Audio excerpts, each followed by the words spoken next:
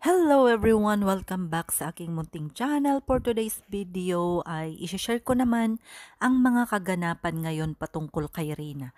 Isa na naman pong successful na update ang ating mapapakinggan dahil ang ating bebe Rina ay bumalik na nga po sa kanyang pagpapacheck up ng kanyang ngipin at ibig sabihin po ay malapit na po na gumanda at parang na-overhaul po ang ngipin ng ating dalaga na kung saan ay makikita po natin na pinatanggal po yung iba na talagang hindi na po kaya napapastahan.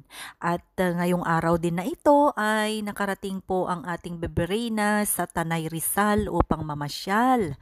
Kaya naman nakakatuwa pong pakinggan at magbigay ng update dahil halos sunod-sunod po ang pamamasyal ni Bebe Reyna habang po siya ay nag-aantay sa mga iba pa po niyang mga upcoming na mga ah, reservation para po sa kanyang gamutan sa St. Luke.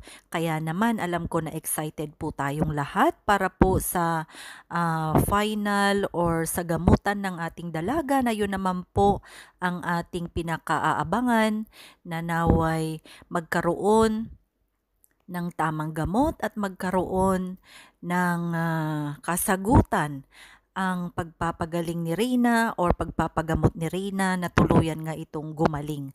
Kaya naman sana patuloy po nating abangan, patuloy po nating ipag-pray si Reyna na maging successful lahat ang kanyang findings at mabigyan po ng karampatang gamutan ng ating dalaga para mamuhay po siya ng normal at higit sa lahat ay maging masaya po siyang bata dahil sa kanyang taglay na kagandahan ay naging viral po ang ating dalaga at maraming salamat sa ating lahat na manonood, mga iba't ibang supporters ni Reyna, mapa senior citizen, individuals, secret viewers, iba't ibang OFW na tunay na nagmamahal sa bata, mabuhay po tayong lahat.